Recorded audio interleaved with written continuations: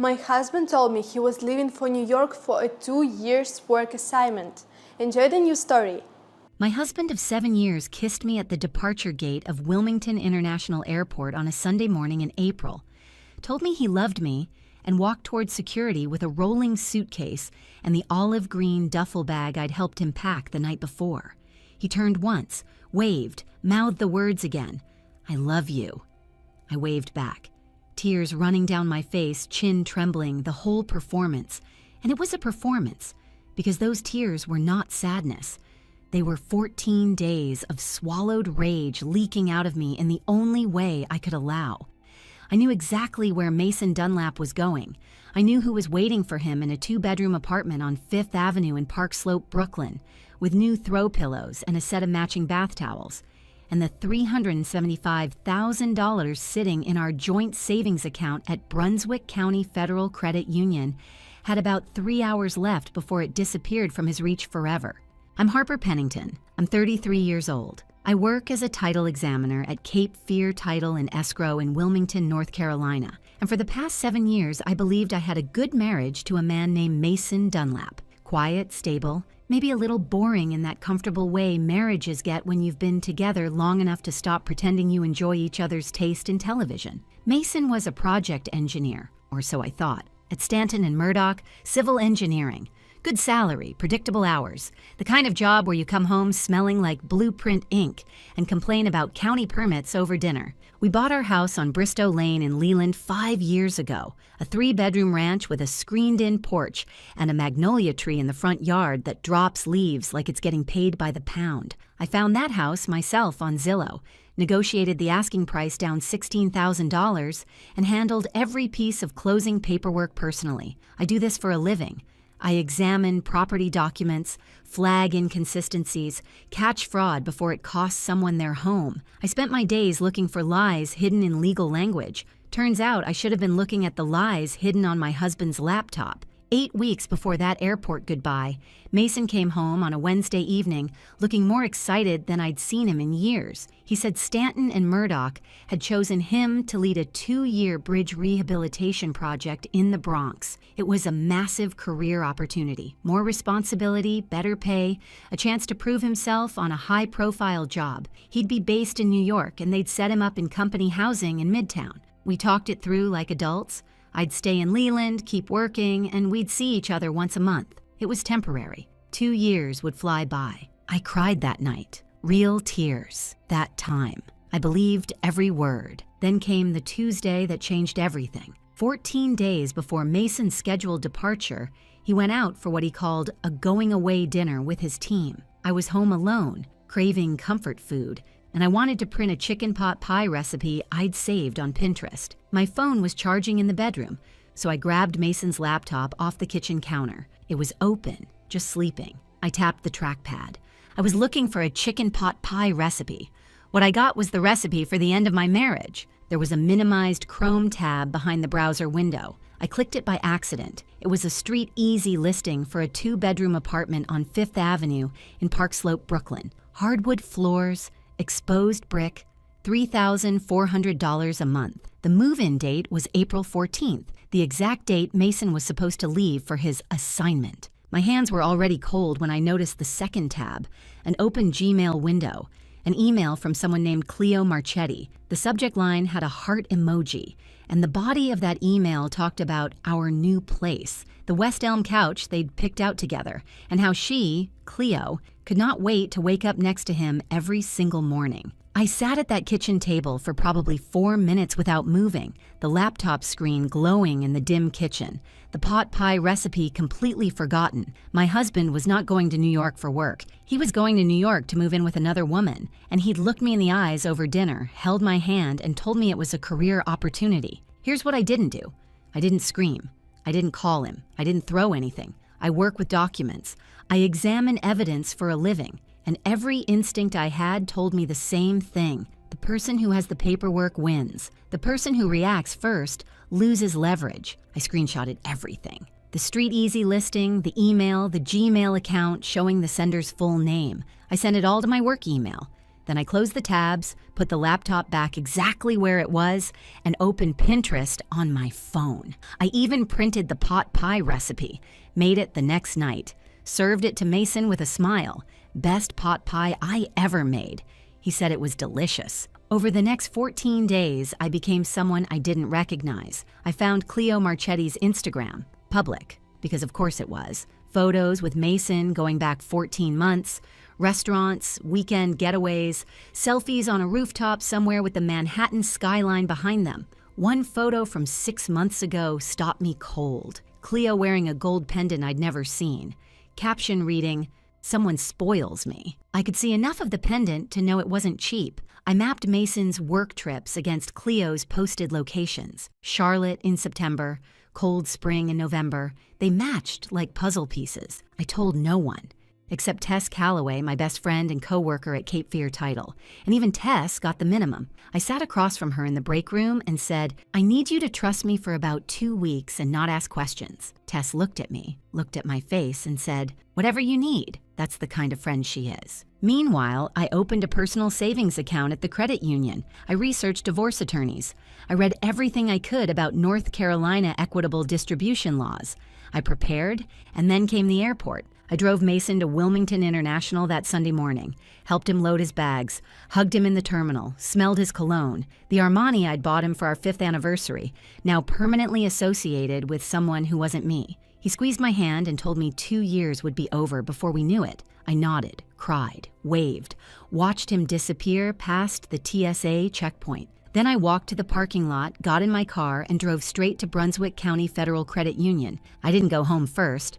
Home could wait. This couldn't. I walked into the branch on Midtown Drive, sat down with a banker I'd worked with before, a woman named Patricia who always kept butterscotch candies on her desk, and transferred $375,000 from our joint savings account into my new personal account. Every cent. Patricia processed it without blinking. I was a joint account holder. It was my legal right.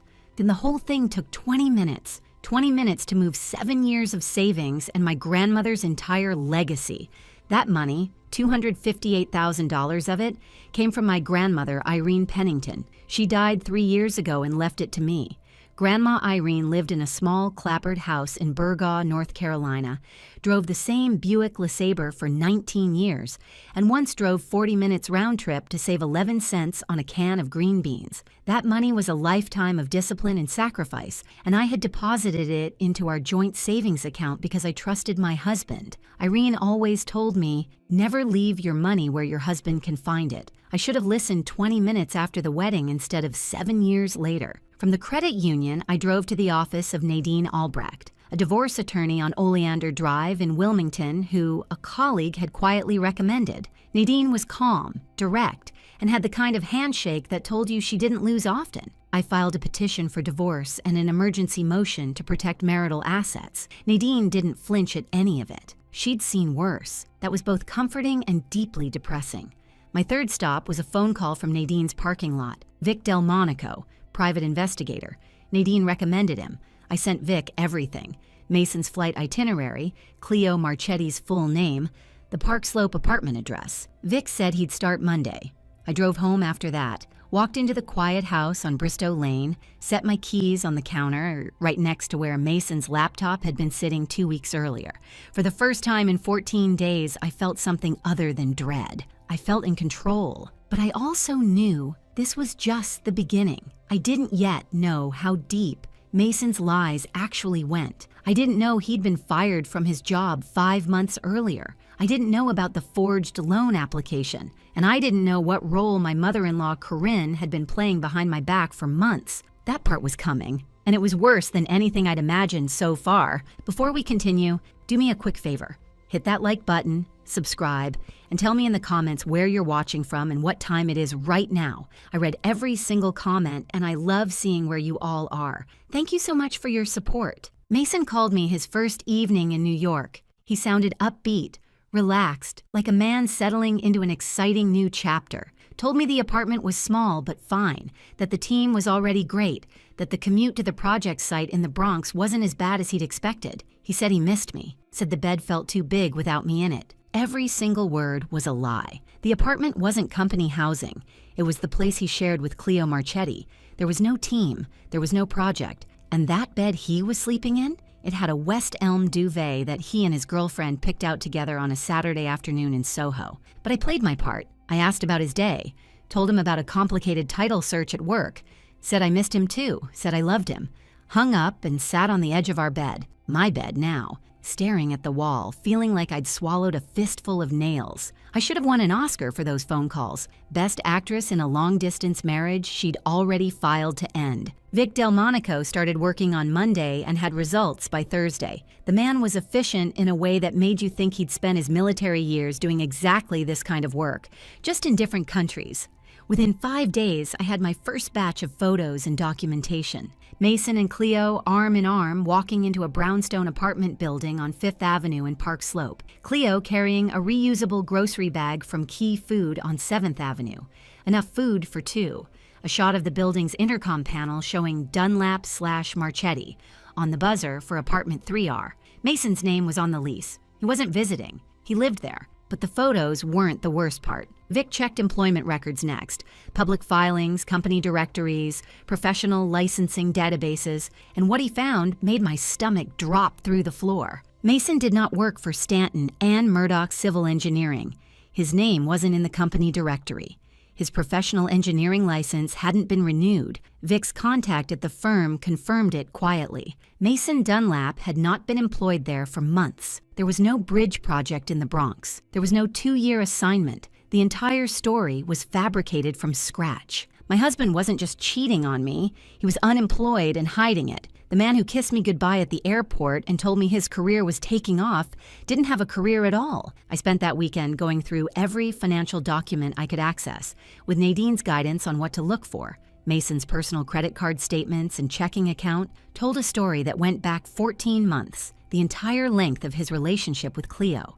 The numbers were specific because fraud always is. A $4,200 charge at Tiffany & Co's in Charlotte. That was the gold pendant I'd seen on Cleo's Instagram, the one captioned, "Someone spoils me." A $2,800 weekend at a bed and breakfast called Riverview Manor in Cold Spring, New York, a little Hudson Valley town I'd never been to. Booked on the same weekend, Mason told me he was inspecting a project site in Fayetteville. Monthly Venmo payments to an account that traced back to Cleo. $400, $500, sometimes $700 labeled dinner or groceries, or just a smiley face. $22,400 over 14 months. I used to think those mystery Venmo payments were his fantasy football league. Turns out the only fantasy was the entire life he was pretending to live. Then came the phone call that cracked the whole thing open even wider. Week 3, a Wednesday afternoon. I was at work when my cell rang. A Wilmington area code I didn't recognize. The voice on the other end introduced himself as Christian Ainsley, a project director at Stanton and Murdoch. He was looking for Mason. The company needed a laptop and a set of project binders returned. They'd been trying to reach Mason for months, and his phone went straight to voicemail. I kept my voice steady. Told Christian I thought Mason was in New York on an assignment for the firm. There was a pause, a long one. Then Christian said, very carefully, that there was no New York assignment. Mason had been terminated from Stanton and Murdoch 5 months ago. The reason, and Christian was clearly choosing his words, involved discrepancies in expense documentation. He assumed Mason had found work elsewhere. I thanked him, hung up, sat at my desk for a full minute without blinking. 5 months. Mason had pretended to go to work every single day for 5 months. That's over 100 mornings of putting on a button-down shirt, grabbing his laptop bag, kissing me goodbye at the front door, and driving to, where? A Panera Bread on Market Street? The parking lot of a Target? I still don't know where he went during those months, and honestly, I don't want to. The point is, he did it. 150-something days of walking out that door and lying to my face, and I never suspected a thing. That's either the greatest acting performance in the history of Brunswick County, or I was more trusting than any person should ever be. Probably both. That same week, something else happened that I almost missed. I called Corinne, Mason's mother, to keep up appearances. Standard check-in. I mentioned Mason was settling in fine, that he seemed busy with work. Corinne was unusually warm, chatty, almost cheerful, and then she said something that stopped me mid-sentence. Oh, good. Is he near that big park? He always did love being around green spaces. I hadn't mentioned any park. Mason's cover story placed him in company housing in Midtown Manhattan. There is no big park in Midtown, not the kind you'd casually reference, but Prospect Park, one of the biggest parks in Brooklyn, is 3 blocks from the apartment Mason shares with Cleo in Park Slope. Corinne couldn't know that detail unless she knew about the real apartment, unless she'd seen the Street Easy listing, or talked to Mason about the neighborhood, or helped him choose it. She caught herself immediately. Oh, or wherever he said he is. I always get these things mixed up. But the damage was done. You don't accidentally reference the specific geography of a neighborhood you've never heard of. Being betrayed by a husband, that's a kind of pain I was learning to carry. But finding out that his mother knew, that Corinne Dunlap, who'd sat across from me at Thanksgiving dinner 6 months ago and asked me to pass the cranberry sauce, had been helping her son plan his escape to another woman's apartment, that was a wound in a place I didn't know I had. I didn't say anything. I filed it away, same as everything else. The evidence was building, and I wasn't done collecting it yet. That Friday night, I broke. Tess came over with a bottle of Pinot Grigio and a bag of takeout from the Thai place on College Road. I sat at the kitchen table and told her everything, all of it. The laptop, the emails, Cleo, the fake job, Christian Ainsley's phone call, Corinne's slip, the PI reports, the money I'd already moved. Tess listened without interrupting, which, if you know Tess, is a miracle in itself. When I finished, she set down her wine glass and looked at me with the expression of a woman who'd survived her own divorce 18 months earlier and had 0 patience left for unfaithful husbands. "Let me get this straight," she said. "The man cannot parallel park his own truck, and you're telling me he ran a double life for 14 months? That's the most impressive thing he's ever done, and it's still pathetic." I laughed. It hurt, but I laughed. Sometimes your best friend's job isn't to make you feel better. It's to make you feel less alone. 2 days later, Vic sent me the first full report. A thick folder, printed, organized, tabbed. Photos, financial records, a complete timeline of Mason's double life laid out week by week. 14 months of deception, documented with the precision of a man who used to do this for the military. I was flipping through it at the kitchen table when Vic called. "Harper, there's one more thing," he said. I pulled county records. 4 months ago, somebody applied for a $150,000 home equity line of credit on your property on Bristow Lane. Both names are on the application, yours and Mason's. Did you sign anything like that? I had not. I had never signed any HELOC application. I had never discussed a HELOC with Mason. I had never even considered borrowing against our home, which meant Mason had forged my signature on a $150,000 loan application against the house I found, negotiated, and closed on myself. The affair was devastating. The unemployment lie was humiliating.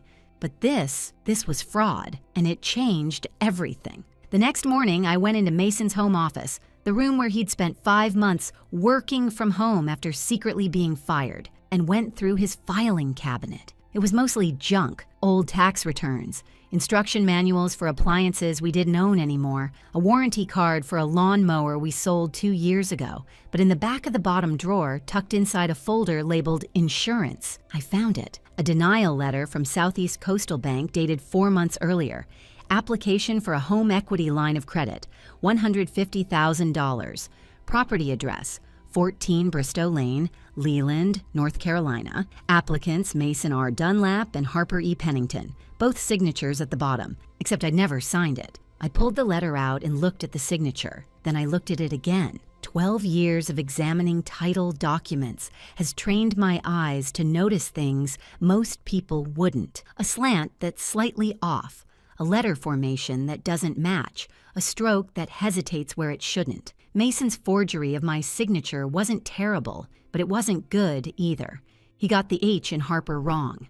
The crossbar was too high, and the tail curved the wrong direction. It looked like a drunk flamingo trying to do calligraphy. The bank's verification team caught the discrepancy between this signature and the one they had on file from our mortgage closing, and they denied the application. That denial saved us $150,000 in debt that Mason would have used to fund his new life with Cleo. I called Nadine immediately. She was quiet for about 5 seconds after I described the letter. And if you know Nadine Albrecht, 5 seconds of silence means she's already 3 moves ahead. She told me this was a game changer. Forging a spouse's signature on a financial application isn't just grounds for an unfavorable divorce settlement, it's potentially criminal, bank fraud, document forgery.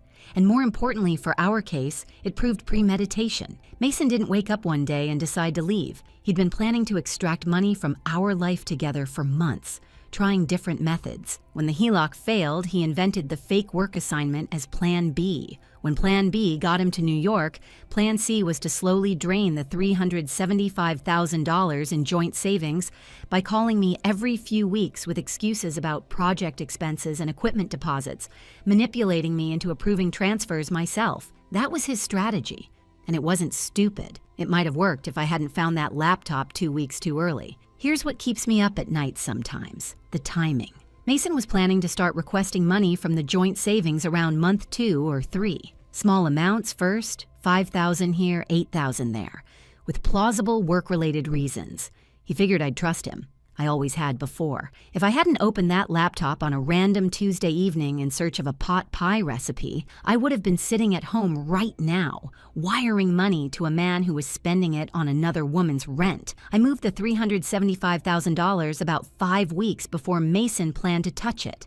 5 weeks. That's how close it was. VIX reports from New York were painting a picture of a man running out of time and money simultaneously. Mason had left North Carolina with roughly $11,000 in his personal checking account, what was left after 14 months of funding an affair and 5 months of having no paycheck at all. In New York, with rent at $3,400 a month, plus utilities, groceries, Metro cards, and the cost of keeping up appearances for Cleo, he was burning through cash like a campfire in a windstorm. Vic noticed the shift in their routine. Early on, Mason and Cleo went to restaurants 2 or 3 times a week, a trattoria on 7th Avenue, a cocktail bar on Bergen Street. By week 3, it was mostly takeout containers from a Chinese place on Flatbush. No more weekend outings, no more gifts. Mason was stretching every dollar, waiting for the moment he could start accessing the big account, the $375,000 that wasn't there anymore. Meanwhile, Nadine was building something I can only describe as a legal fortress. She filed the petition for divorce, the emergency motion to freeze remaining marital assets, and a formal notification to the court about the HELOC forgery, with the denial letter and signature comparison attached. She also prepared for what she expected Mason to do the moment he found out about the money. He's going to file a motion to get it back, Nadine told me during our meeting that week. The money was in a joint account. He'll argue you removed it unilaterally without his consent, and he'll have a legal point. Joint account means joint ownership. I felt a chill when she said that. I'd assumed moving the money put me in the clear. Nadine saw my face and held up a hand. He has an argument. We have a better one. $258,000 of that money is your inheritance, traceable to Irene Pennington's estate through probate records. It's separate property that was commingled into a joint account, but it's still identifiable and still yours. The transfer was a protective measure by a spouse who discovered her partner had forged her signature on a 6-figure loan application, concealed a job termination, abandoned the marital home, and was cohabiting with a third party. Any judge in this county will see it our way, but I want to be honest with you. He is going to fight, and it won't feel good when he does. I appreciated that honesty. Nadine never sugarcoated anything, and in those weeks, I needed reality more than comfort. That evening, after Nadine's meeting, I sat in the living room with a cup of tea and looked at the framed photo of Grandma Irene on the bookshelf. It was taken at her kitchen table in Burgaw, North Carolina, the same table where she taught me to play gin rummy when I was 9. Irene Pennington lived in a 1,200-square-foot clapboard house with a vegetable garden and a screen door that never closed right. She drove the same champagne-colored Buick LeSabre for 19 years, rotated her tires religiously, and once drove 40 minutes to a Piggly Wiggly in Atkinson because their canned green beans were 11 cents cheaper than the Food Lion in Burgaw. That's who she was. Every dollar she saved was a brick in the foundation she left behind, and that $258,000 $58,000, her entire life's discipline compressed into a number, was sitting safely in my personal account instead of funding Mason Dunlap's Brooklyn love nest. Grandma Irene would have had a few choice words for Mason, and none of them would have been printable on a church bulletin. The pieces were coming together. I had the PI documentation of the affair. I had proof Mason was fired for falsifying expense reports. I had proof the New York assignment was fabricated. I had $22,400 in documented affair spending. I had the forged HELOC application. And I had Corinne slip about the park, not enough to prove her involvement in court, but enough for me to know. But Mason still didn't know any of this. He still called every few days, keeping up his performance, telling me about the project and how the team was progressing. I played along every single time, my voice steady, my words warm, while my phone silently recorded every conversation. North Carolina is a one-party consent state, meaning I only needed my own permission to record. And Mason, in his confidence that I was still the trusting wife waiting patiently at home, kept talking, kept lying, kept handing me evidence without realizing it. I needed to keep this performance going a little longer, because the moment Mason discovered the money was gone, the clock would start ticking. He'd panic, he'd make moves, he'd probably hire an attorney and fight back. And I wanted every single piece of evidence locked down, organized, and in Nadine's hands before that clock started. The question wasn't if he'd find out, it was when, and what he'd do when he did. I didn't have to wait long. By week 4, the phone calls from New York were getting shorter. Mason used to call every evening. Full conversations, 20 minutes, sometimes 30. By the end of the month, it was every 3 or 4 days, and the calls lasted maybe 8 minutes. He sounded distracted, rushed. The project was keeping him busy, he said. Big deadlines coming up. I played along, same as always. Asked about his day, told him about mine, said I loved him before hanging up. But the effort of pretending was wearing me down to the bone. Each phone call felt like swallowing glass and smiling while you did it. At this point, I was so good at faking a happy marriage that I started wondering if I missed my calling entirely.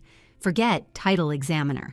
I could have been a CIA operative, or at least one of those people on cooking competition shows who taste something terrible and smile for the camera like it's the best meal of their lives. But I held on. Because Nadine had the motions filed, Vic had the evidence compiled, and the process server was standing by in Brooklyn waiting for the green light. Everything was timed. We just needed Mason to stay confident a little longer. He stayed confident for exactly 5 weeks. On a Tuesday evening in mid-May, week 5, Mason tried to log into our joint savings account from his phone. According to what I learned later, he was preparing to start the next phase of his plan.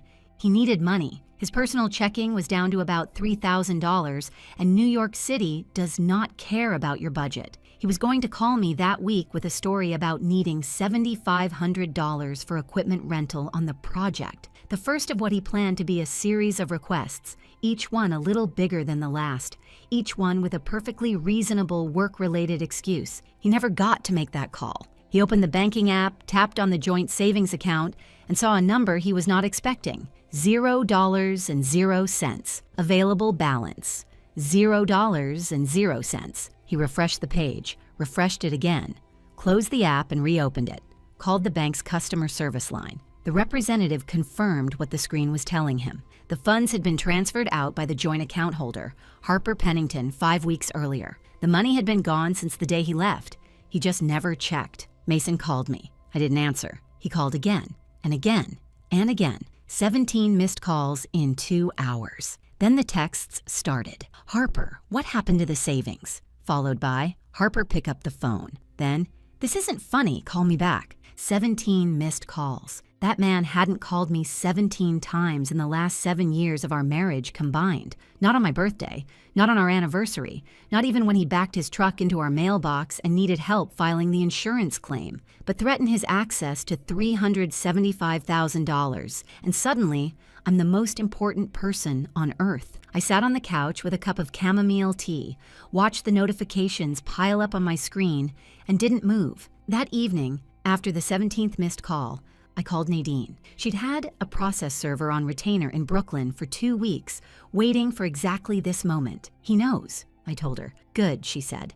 We go tomorrow morning. The next morning, the server arrived at the apartment on 5th Avenue in Park Slope. Mason opened the door, probably expecting a DoorDash delivery. Instead, he received a manila envelope containing a petition for divorce, an emergency motion to protect marital assets, and a formal notice advising his legal counsel to contact the law office of Nadine Albrecht in Wilmington, North Carolina. Vic was parked across the street in a rented Nissan, documenting the whole thing. 2 hours after being served, Mason finally reached me. I answered this time, because I wanted him on the record. He was furious, panicked, cycling between threats and desperation like a man trying to steer a car with no brakes. He told me I had no right to take that money. I told him, calmly, that $258,000 of it was my inheritance, and the remainder was subject to equitable distribution under North Carolina law, and that he should speak with an attorney. That made him angrier. He said he was going to come back and sort this out, said I was overreacting, said this was not how adults handle things. I could feel the rage coming through the phone like heat from an open oven, and I let him talk, because he kept saying things he shouldn't have. He mentioned the apartment, my apartment that I'm paying for. He mentioned Cleo by name. Cleo has nothing to do with this. And then the line that Nadine would later circle in red ink on the transcript. I need that money for rent, Harper. Do you understand that? You know that feeling when someone shows you exactly who they are and you realize you've been editing them in your head for years, cleaning up the rough edges, rounding off the sharp parts, giving them the benefit of every doubt. That phone call was the moment every edited version of Mason Dunlap collapsed, and the real version, the one who'd lied to me every day for over a year, who'd forged my name, who was now screaming at me because I'd protected my own grandmother's money. That version was ugly. I hung up and forwarded the recording to Nadine. One-party consent, every word admissible. But Mason wasn't done. I need to be clear about this. He was not a stupid man, and he did not give up. He flew back to North Carolina 2 days later, found a budget attorney from a small firm near the Brunswick County Courthouse, a guy named Lester, something who handled mostly DUI cases and property disputes, and filed an emergency motion to compel me to return the $375,000 to a court-controlled escrow account. His argument, the funds were in a joint account. I removed them unilaterally without his knowledge or consent, and I had no right to take all of it regardless of the source. And here's the thing. He had a point. Legally, a joint account belongs to both parties. Mason had standing to challenge what I'd done, and when Nadine called me to tell me about his motion, I felt real fear for the first time since this started. What if the court agreed with him? What if I had to put the money back? Nadine told me to breathe. She'd been preparing for this exact move since day one. The hearing was short, held in a conference room at the Brunswick County Courthouse, not a dramatic courtroom, just a judge, a clerk, 2 attorneys, and 2 people who used to share a bed and a mortgage. Nadine presented her argument with the precision of a surgeon. $258,000 was traceable separate property, inherited from the estate of Irene Pennington. Probate records attached. The transfer was a protective action by a spouse who had discovered that her husband forged her signature on a $150,000 HELOC application. Denial letter and signature comparison entered into evidence. Additionally, Mason had concealed his termination from employment, abandoned the marital home to cohabitate with a third party, and the recorded phone call demonstrated his intent to use joint savings for personal expenses related to the affair. Mason's attorney didn't have a counter for the HELOC forgery. That was the piece that broke his case. You can argue about joint accounts all day long, but when one spouse has forged the other's signature on a 6-figure loan application, credibility evaporates. The judge denied Mason's motion. The $375,000 stayed with me pending full equitable distribution. Mason's attorney packed up his briefcase so fast I thought the zipper was going to break. You know a case is bad when even the lawyer wants to leave the room before the air clears.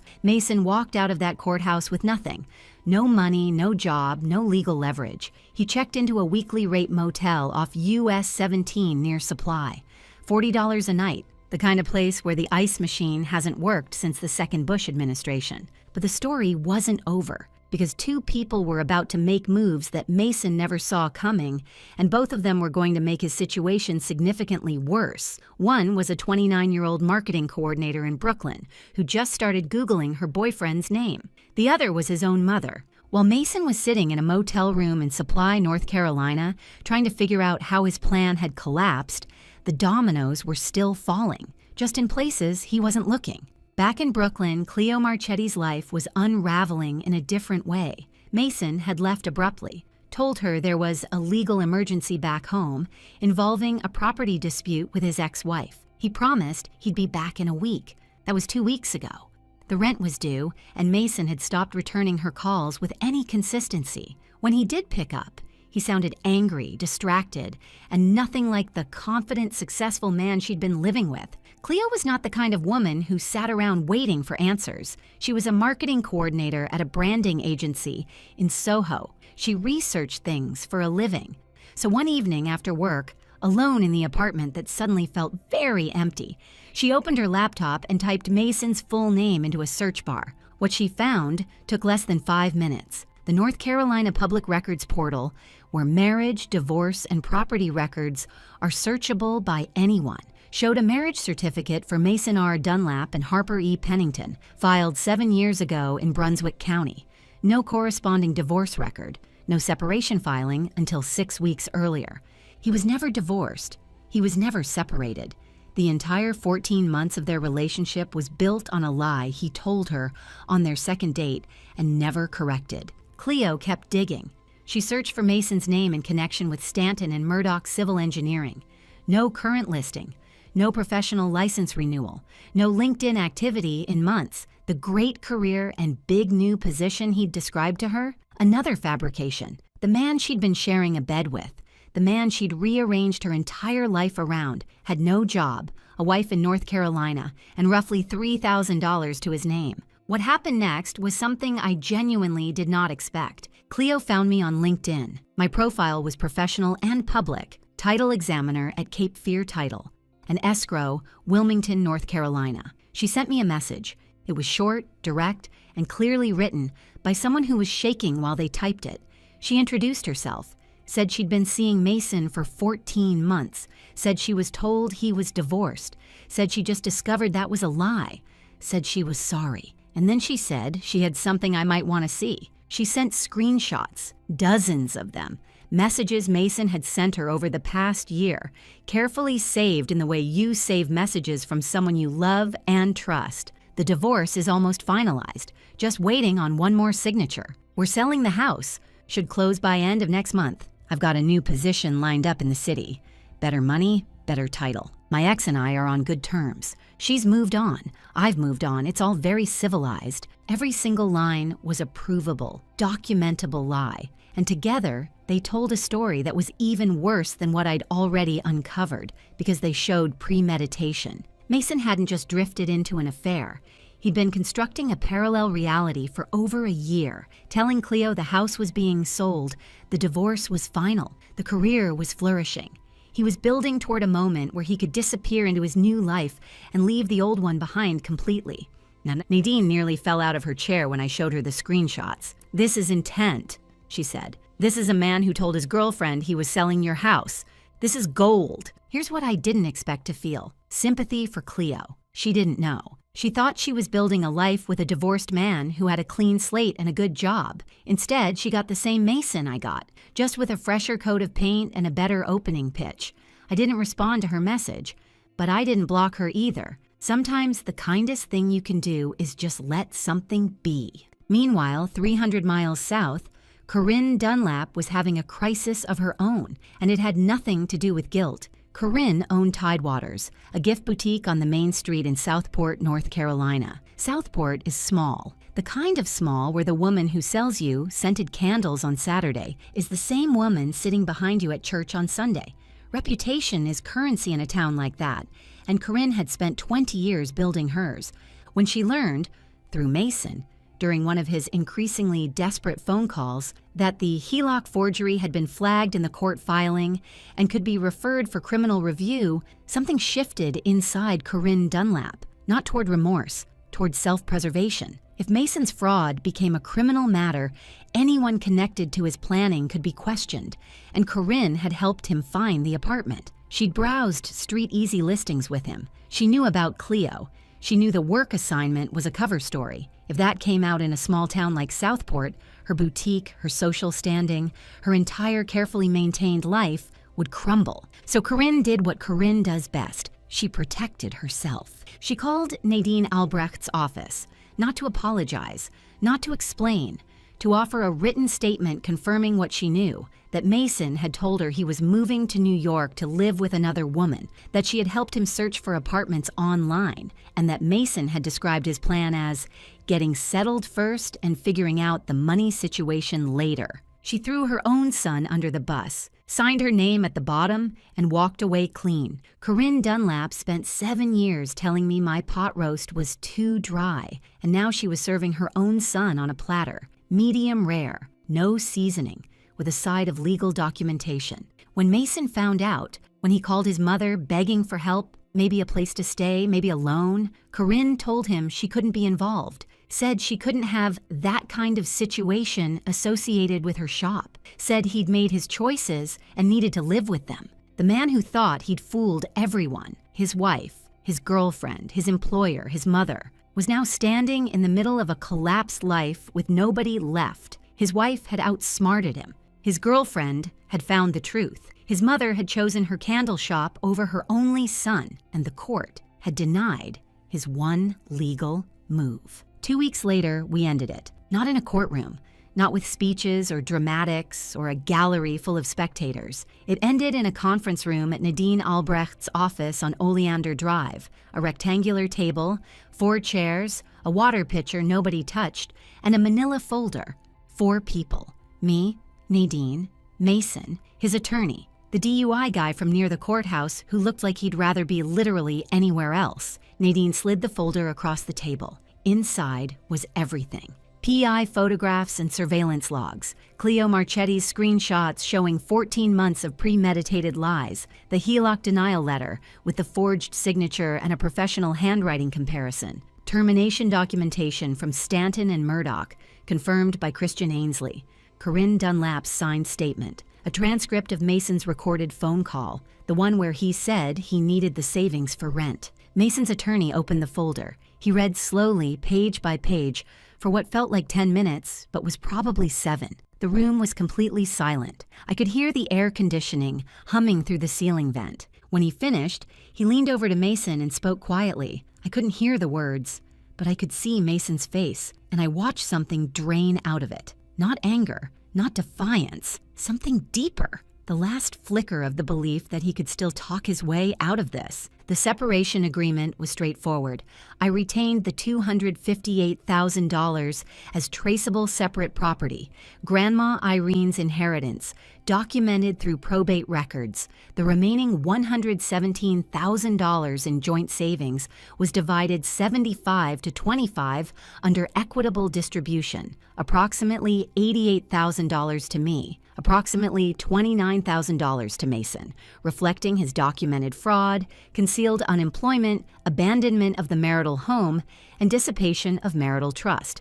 I kept the house on Bristow Lane. Mason had abandoned it, and the HELOC forgery destroyed any claim he might have had. The forgery itself remained available for the district attorney's office to review at their discretion. Mason picked up the pen, signed his name on every flagged line. His attorney gathered the papers, shook Nadine's hand out of professional habit, and left without looking back. No speech, no confrontation, no satisfaction the way movies promise it, just the sound of a pen scratching paper, and then silence, and then it was over. I thought I'd feel triumphant walking out of that room, or at least relieved, but mostly I felt tired, the kind of tired that comes from carrying someone else's lies for longer than you realized, and finally, setting them down. Tess was waiting in the parking lot, leaning against her car with 2 coffees from the Port City Java on Market Street. She didn't ask how it went. She could see it on my face. She handed me a cup and said, "So, what do you want for dinner? Because I'm thinking we've earned sushi." I laughed, really laughed. The first honest one in months. If you've made it this far, you are truly one of my people. From the bottom of my heart, if this story meant something to you, please hit that like button, subscribe, and drop me a comment. You have no idea how much it means when I see your words come through. Every single one. Thank you. Now, let me tell you how this ends. 3 months after Mason Dunlap signed that separation agreement, I was standing in my bedroom on Bristow Lane with a roller brush in my hand and sage green paint on my forearms. The gray walls were Mason's choice. He said gray was modern and clean, which is exactly what a man with no imagination says when you ask him to pick a color. The sage green was mine. I picked it from a swatch at the Sherwin-Williams on Eastwood Road, and I painted every wall myself on a Saturday afternoon with the windows open and Fleetwood Mac playing loud enough for the neighbors to hear. The house looked different, felt different, not because of the paint, because of what was missing. Mason's boots weren't by the back door. His jacket wasn't on the hook in the hallway. His laptop wasn't on the kitchen counter. Every trace of him was packed into 4 cardboard boxes in the garage. Waiting for him to arrange a pickup he kept postponing. I got a promotion at Cape Fear Title, Senior Title Examiner, a position my boss had been hinting at for a year but officially offered the week after the settlement. She told me she was impressed by how I'd handled everything. Professionally, she meant. But I think she also meant the other thing. The thing everyone at the office knew about but was too polite to mention directly. And I adopted a dog, a 3-legged beagle mix from the Brunswick County Animal Shelter, 4 years old, missing his front left leg from a car accident as a puppy, and absolutely fearless about everything except the vacuum cleaner. I named him Hank. Hank is missing a leg and still has more backbone than my ex-husband. He greets me at the door every single day when I come home from work, which is already a significant upgrade over the previous occupant of this house. I also started putting $200 a month into a separate brokerage account. Nothing fancy. Just an index fund, automatic transfers, the kind of boring financial habit that doesn't make anyone's heart race, but builds something real over time. Grandma Irene's rule, always pay yourself first. I should have started listening to that woman a lot sooner. The $258,000, Irene's money, sits in my account, untouched. The additional $88,000 from the settlement is there too. The house is mine, free from any claim, and the mortgage is manageable on my salary alone.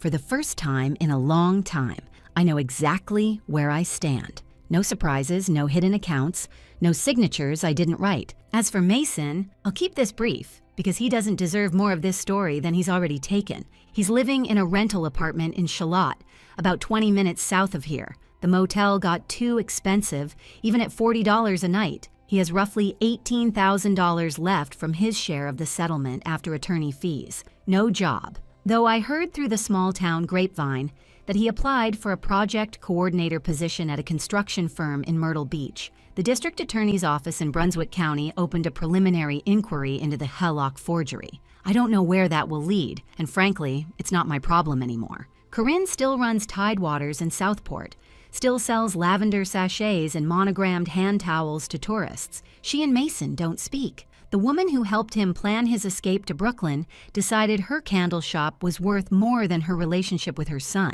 I'd feel sorry for Mason about that, except I don't. Cleo sent me one last message about a month after everything settled. It was short and sincere. She said she was sorry for her part in it, even though she didn't know. Said she hoped I was doing well. I read it, sat with it for a minute, and closed the app. I didn't respond, but I didn't block her. Some things don't need a reply to be understood. Last week, I was sitting at the kitchen table, the same table where I found Mason's laptop, the same table where I sat with Tess and a bottle of wine, the same table where I made 3 stops in one afternoon and changed the entire direction of my life. Hank was asleep on the floor next to my chair with his one front paw twitching in some dream I'll never know about. The windows were open. The magnolia tree was doing its thing, dropping leaves everywhere as usual. And I thought about the woman who stood in that airport terminal back in April, tears on her face, waving goodbye to a man who didn't deserve the wave. That woman was already fighting. She just hadn't let anyone see it yet. Thank you so much for spending this time with me. If you want another story that'll grab you from the very first sentence, one is already waiting on your screen. Just tap it, and I'll see you right there. Take care of yourselves. I mean that.